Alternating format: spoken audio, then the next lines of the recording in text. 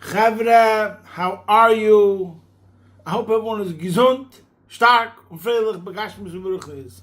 I hope everyone is healthy, strong, and happy, physically and spiritually. Today is Erev Shabbos Kodesh, Pashas V'Eschanon, Shabbos Nachamu, the day after Tisha B'Av. Today, Shabbos Nachamu, Pashas V'Eschanon. Before we begin, today we're going to speak about what can be considered the greatest mitzvah of all the 613 mitzvahs, and that's the mitzvah of Talmud Torah, to study Torah. We're going to speak about some fundamental aspects of this mitzvah, which could be some of us have not been aware of till now. First, we'll start as usual with the mitzvah of tzedakah. As we know, tzedakah mekareves hagula Mashiach.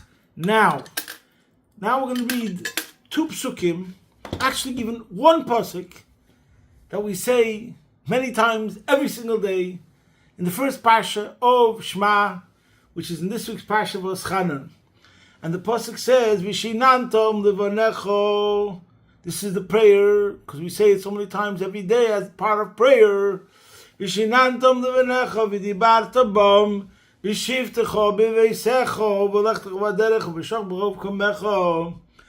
teach them to your sons, and you shall speak of them while you sit in your home, and while you walk on the way, when you lie down and when you rise. What I'm going to speak about today is really a connection of two sichas. One sicha is in Chelik Yutes V'Eschanon, another sicha is in Chelik Tes Vov Vayeshev Daled, but also a Bereishis Sich and Chelik Tes Vov. But first we'll start with a question, which is such an astonishing klutz kasher. It's so unbelievable, and I remember asking it around to some people, and just out of the blue, and I never got an answer from it. And that is, when we talk about biblical commandments, we know the 613 commandments. How do we know what is a commandment? What makes it a commandment? Because we learn it out from the Torah, a mitzvah, deiraisa, that there's a verse in the Torah which gives us a command. Now, one of the most important mitzvahs, like we say every day, the Mishnah which says, Talmud Torah keneged kulam. Torah is equal, greater than all the other mitzvahs. So listen to this. Which pasuk informs us of the command that we have to learn Torah? Where do we learn it out from? And the pasuk is from the Vishinantam levanecha, you should teach your children. The Rambam brings it down in Hilchos Talmud Torah, Perek Aleph, the Alter Rebbe does, Chayiv lilmei Torah. How do we know that you have to learn Torah? Because it says Vishinantam levanecha, or lamadatem bam, and v'dibarta bam.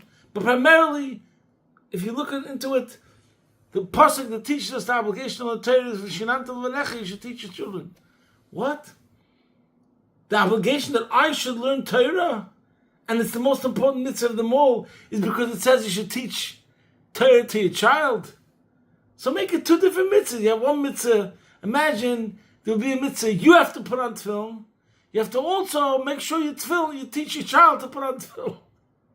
But why would you think that the obligation for you to put on tefillin comes from a verse that tells you, make sure to put on tefillin with your child?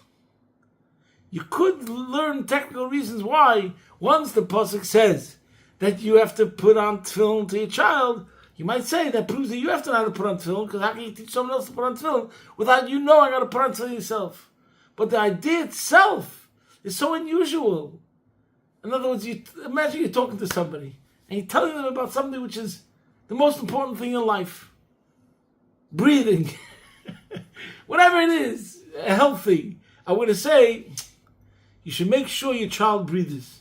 Your child appreciates fresh air. That's how you would say it. That's how you'd present it.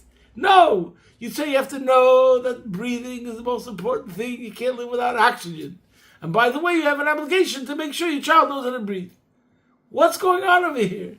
That the mitzvah, the chiyuv of Talmud Torah, the command was put in such a language that you should teach your children Torah. So the Rebbe answers a brilliant answer. Because you, Mr. Grown-Up Father, your approach to learning Torah has to be like a child. We gave the commandment in such a language so that a person should always remember that your approach, you, as the father, which is going to teach Torah to your son, when you learn Torah, you have to be like you're learning to a child, like you're the child. Why? And over here we come to an idea which we've spoken about many, many times. And I must confess, I didn't realize, I realized this 15 years ago, 20 years ago, but I didn't realize to what degree. And that is that the question, what is Torah? We've spoken about, I don't know, we've given these shiurim already for like I think 5.5, 6 years. And I'm sure I spoke about this, I don't know, I without exaggeration, maybe 25 times, some of the things that we're going to say today. But I never realized how far it goes and how much it permeates fundamental issues and questions of Yiddishkeit, and we get to the same answer. And that is, what is Torah? What is the nature of Torah? What is the definition? What is the true way to understand what the Torah is? So, let's start at the beginning. There's one way to look at the Torah and say, the Torah is a guide for man. Since Hashem knew what's going to happen in the world, Reuben's going to get into a fight with Shimon, they're going to have a car crash, they're going to have an argument of a property, it's going to be Israeli soldiers and go out to war and fall in lust with a Gentile woman, etc., etc., etc. The entire Torah could be seen as Divrei Torah, Keneged Bnei Adam. Divrei Torah, Keneged Yetzer Hara. He knew there's going to be situations, let's say divorce, God forbid, and he wanted to make sure that we do it in the correct way, in the highest way, in the most dignified, proper manner. So therefore he gave us a Torah. We shouldn't live like animals in the jungle. We should do it the right way, the best way, the most proper way. That's one way to look at the Torah. And you can bring 10 sources that will say the Torah, that is what the Torah is. And by the way, even if I look at the Torah at such a level, it's not a problem to also realize that it comes from Hashem. The first, one of the fundamental Yesodis, principles of faith from the Rambam, which is that Torah is min hashamayim. Torah came from heaven, so therefore it never changes. This is the basis of orthodoxy, because it doesn't have to change. When something's perfect, it doesn't have to change. Since it comes from Hashem, and it's connected to Hashem, and Hashem is perfect, so therefore it doesn't have to change. So you could argue. But still, what would it mean that Torah is not God himself? It's not a Reisa K'chuvrichu Kulachad. It's just that since he saw what's going to happen, it serves a utilitarian purpose. Therefore he said you should do like this and like this. That's one way to look at the Torah. But then we have the other way to look at the Torah, which the Baal Shem Tov wrote, and we quoted this from before, and this was one of the main innovations of Chassidus, but especially based on the Zohar. What it says in the Torah is not because it's recording history that happened. I'm telling you now the way it is, the bottom line. To wrap your head around it would take a couple of hours to go through many difficulties that are difficult to fathom once we bring out this point. But let's first start with Azeh Zerinyan. The reason why there's something in the Torah is because that's Hashem. Yes, Hashem himself is this story of two people that got into a fight. Or the Jewish soldier went out to war, he says, and he saw Yefas Torah, Yefas Mara. Whatever that means, how are we going to explain it? And that's what Torah is. And that's what Chassidus emphasizes. See Tanya chapter 4, chapter 5. Learn it in depth. And just to give you one example of what I think I remember similar to what Rabbi Yael Khan was once talking, he gave us an analogy, which is Yorchat was this week, Vov Menachem Vov. So he gave the analogy, I'm paraphrasing it a bit. Imagine Albert Einstein walking down the street.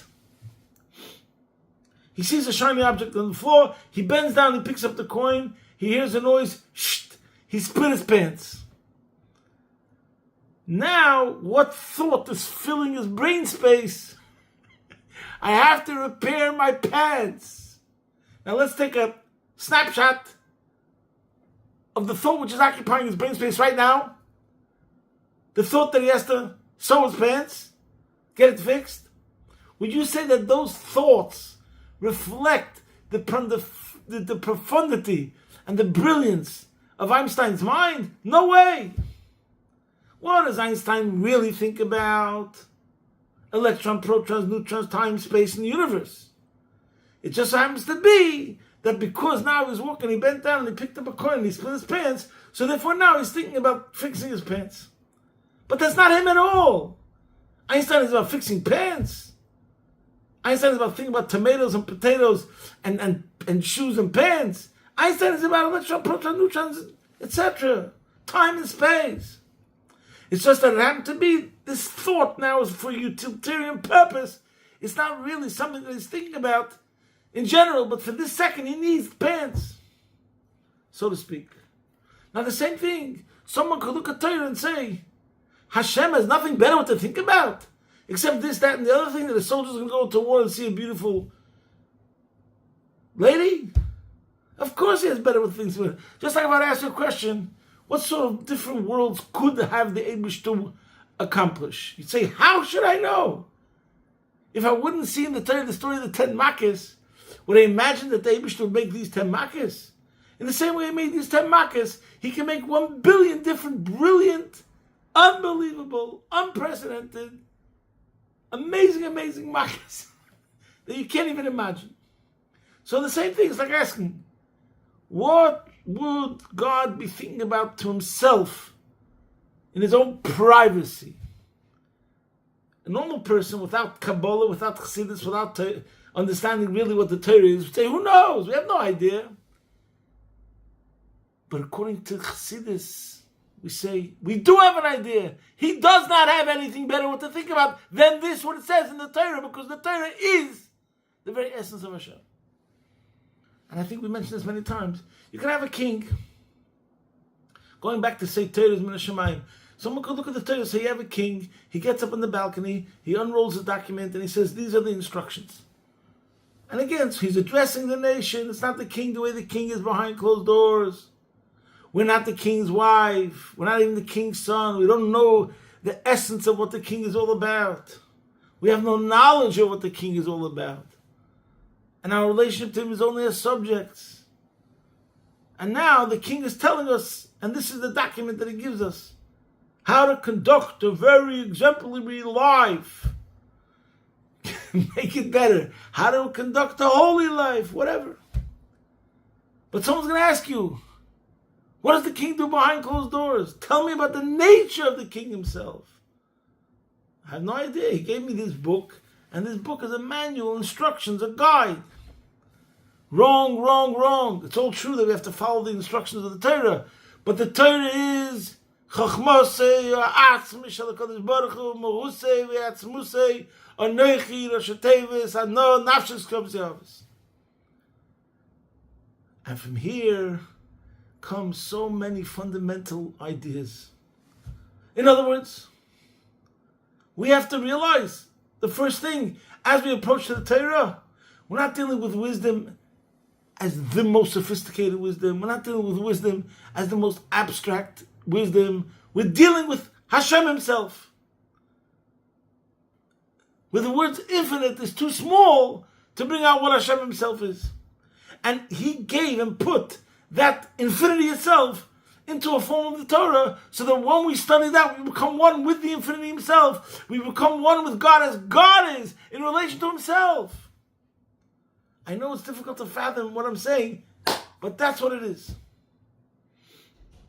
So now, the difference between this approach and that approach is the difference between light and day in general. First of all, it means that a Yid is connected to Hashem in the very essence, as he is behind closed doors. not as instructions and a manual and a guide, but when you're studying Torah, you are becoming intimate with infinity itself, as Hashem is in relation to Himself, because that's what He did by giving us the Torah. Okay, so now I want to just show you the 3 sikhs that I mentioned before, where the Rebbe gets into it, and this will address another question. A beauty of Torah, how the words Vishinantam Levanecha, Vidibarta Bum go together. First I'll go to the Sikh of Vayeshev, which over there he brings a Gemara, talking about Vidibarta Bum, which means that you shall speak of them. From here we learn out, there's another element, there's another component in the obligation of studying Torah, and that is, you must speak it. It's an obligation. And the Gemara says, Chaim Heim L'Moitzeim, literally the verse that says, Torah is life to those that find it.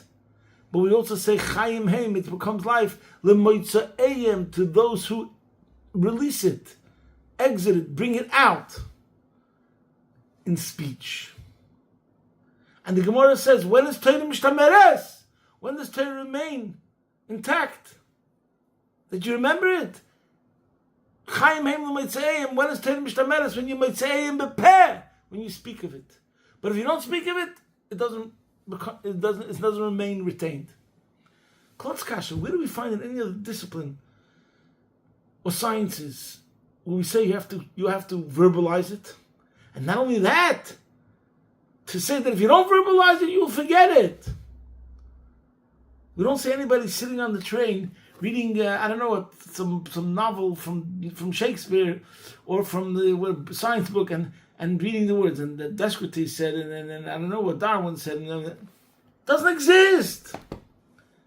There might be someone that says, you know what, if you want to cram something before an exam, if you review it in your mind, you'll do well. Here we're not saying that. We're saying, number one, this is part of the religion. This is part of the obligation. You must. There's no other way except Vidibarta Bum. And not only that, we're saying if you don't, it will not be retained. By the way, the only time when you're allowed to learn Torah and not verbalize it is when you're immersing yourself in it to go deeper. But any other time when you're learning Torah, if you're not stopping to think, what is the meaning on a deeper level, you must verbalize it. Why? So the Rebbe explains in Chelik Tezvav Vayeshev Dalid, because in them Bashtet, this brings out the point that the Torah is Hashem Himself, infinity. And the way to get infinity is through bittul. How do you take infinity? Not through your existence, but through your non-existence. Make way for infinity. As we spoke many times, we say in davening, make yourself completely humble like dust. Then you make yourself a vehicle, a conduit for the infinity. By getting out of the way, so to speak, to a certain extent. By becoming transparent, by becoming egoless, we make yourself the vehicle for truth. Getting back to the speech, V'dibarta Bum, this is what the Rebbe said. The Eibishter set it up. Listen to this. The Eibishter set up this system. How do we acquire the knowledge and the wisdom of Torah? By lowering ourselves, by humbling ourselves. How do we humble ourselves? By bothering ourselves to verbalize it. If the system would have been set up that you could learn Torah and not use your mouth, and you would acquire it and it would be retained, then that would come out that you're superior, the most superior part of you, your intellect, couldn't grasp Torah. What did the Eibishter do? No. He made it that you have to lower yourself, you have to bother yourself, that it's not your actually superior part, which takes Torah, but the part in you that you have to lower yourself to speak it, and then you acquire it. Because only through bittul, through humility and self-nullification, do you become a vehicle to the infinity. That's Chelik Tezvav Vayeshev. Now let's go to Bereshis. Similar, Klotz Kasha in Yiddishkeit that everyone knows about. But in this area, some people know about a famous line. I don't know where the original source is, Why does Gemara start with that base, not with that aleph? So there's many answers. It's an old word. And one of the answers that's given about that as a drush, not a technical answer, but as a drush, as a moral idea, is you have to know the first thing is we're starting by base. There's something that comes before that. And what is that? How you have to realize there's an introduction that comes before. Understand that this is godly wisdom. It's not just intellect. It's not that we're studying a science or a knowledge or wisdom like studying any other sciences. The Rebbe, I don't think in the Sichem Bereshis, Chelik Tezvav, he speaks about the two things, I'm not sure. But in any case, the Rebbe really says that word about another famous question: why does the Torah start with Beis, Bereshis, and not with an Aleph? And that's discussed by all the commentators. But on that issue, I don't think anyone else uses that word, but the Rebbe does over there, that the reason why the Torah starts with a Beis is because you have to know it's the second step. Once you're learning, once you're involved in the act of learning, that's Beis, that's step 2. First you have to prepare yourself properly, and that's making the introduction that I have to humble myself, get rid of my ego, and then I will see the truth.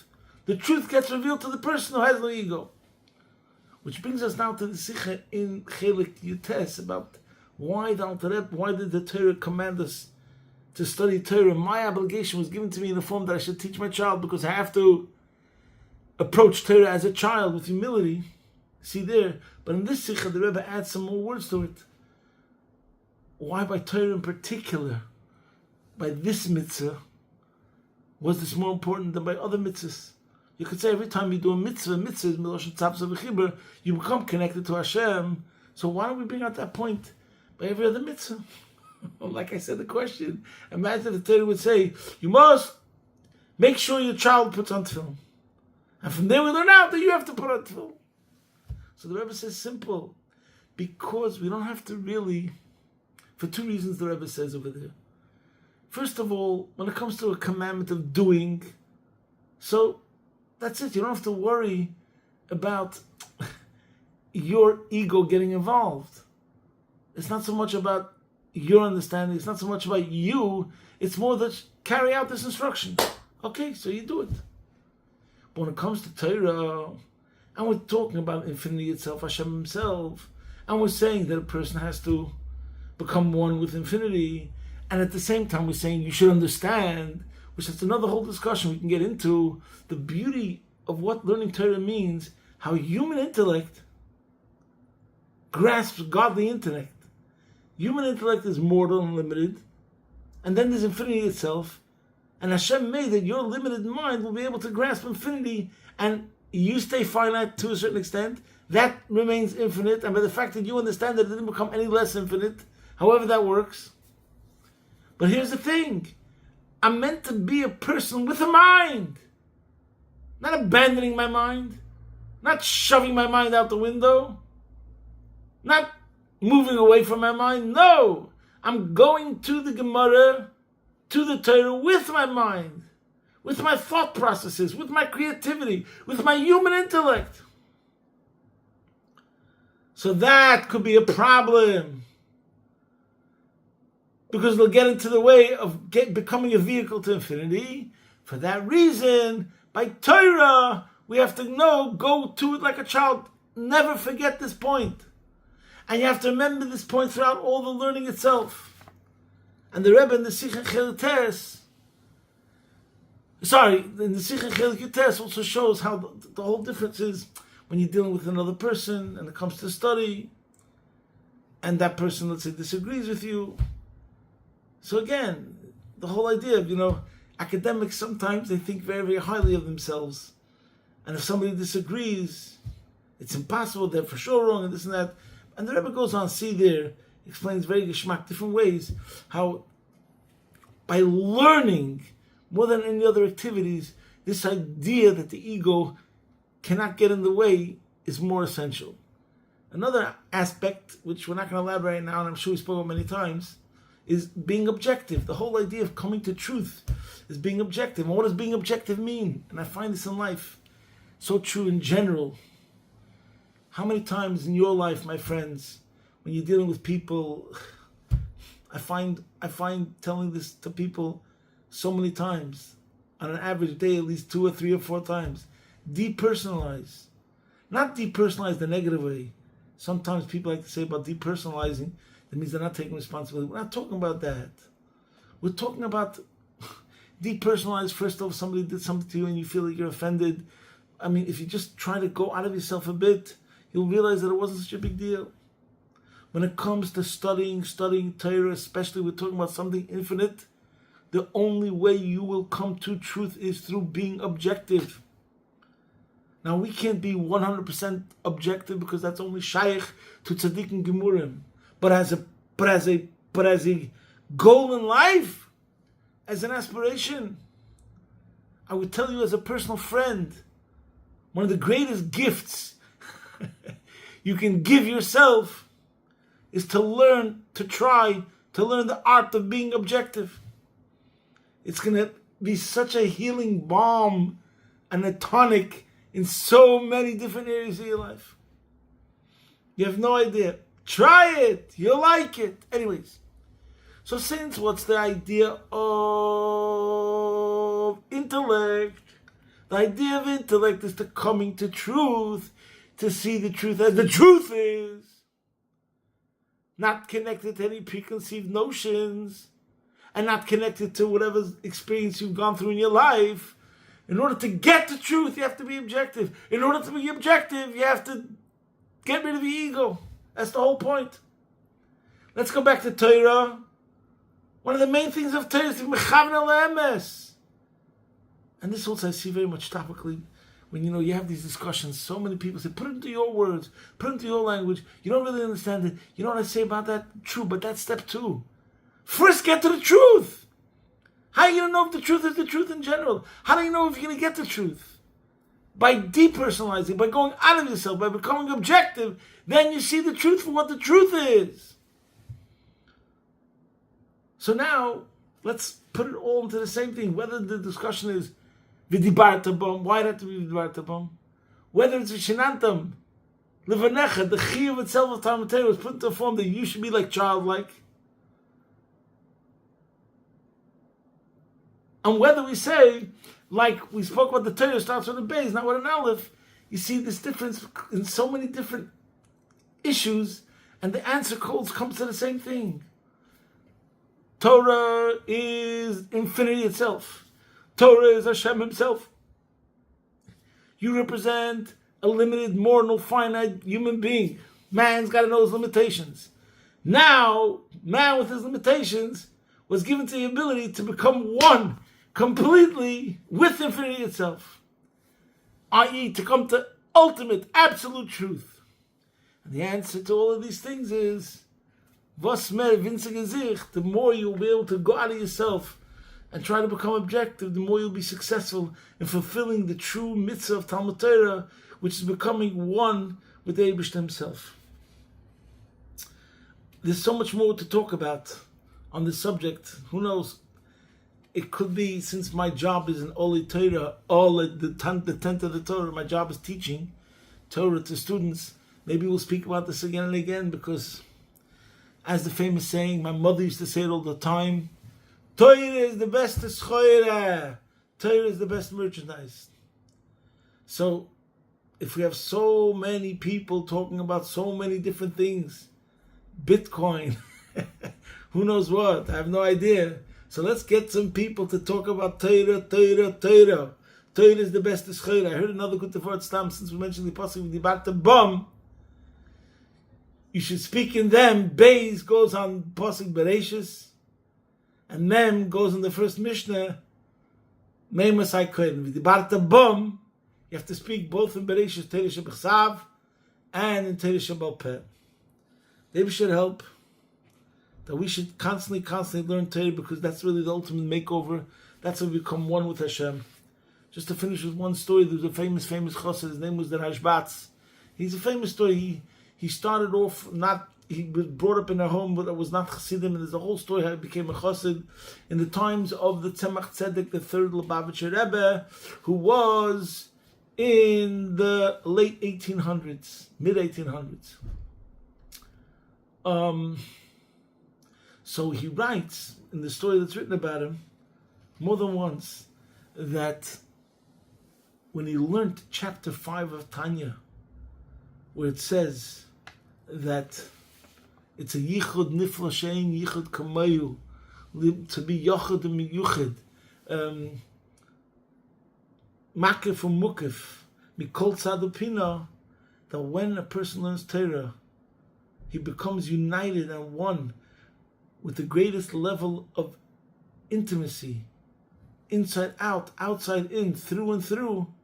There's no greater bonding and unification with the Yid and Hashem, which also obviously brings out the point that I said till now. If there was a part of Hashem which remains outside our connecting with Him through Torah, so then it's not a Yichud Nifla, because there's parts of it that we're not attached to. So we're saying, no, we become one through and through and through and through with the deepest, deepest, deepest essence of Hashem.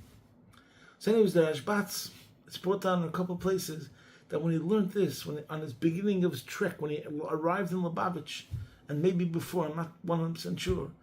In any case, after he learned chapter 5, for the first time, he was completely blown away.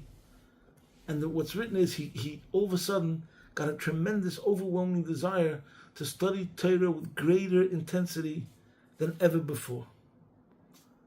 So here we have an idea that we who learn Chassidus, and we learn about Torah and the Hashem are completely one. So we should take to learning Torah with a greater intensity, appreciating the preciousness more than anything else. Literally more than anything else. Another thing which is brought out many times, that the Alter Rebbe in Tanya, wherever he gets the chance to write the Talmud Torah Keneged Kulan, he inserts it, that the Torah is the greatest thing. It's so interesting. He already wrote it over here in this chapter. Comes a couple of chapters later, he just mentions the word learning Torah, and he goes with Talmud Torah Keneged Kulan. It's been pointed out many times, but then no one's really spoken about it. But from here, in any case, it's like the Alter Rebbe can't help himself. Oh, I mentioned Torah! The Talmud Torah Keneged Kulan! Good Shabbos, posting from my home, Be'ez Hashem Yisbarich, your man in Melbourne.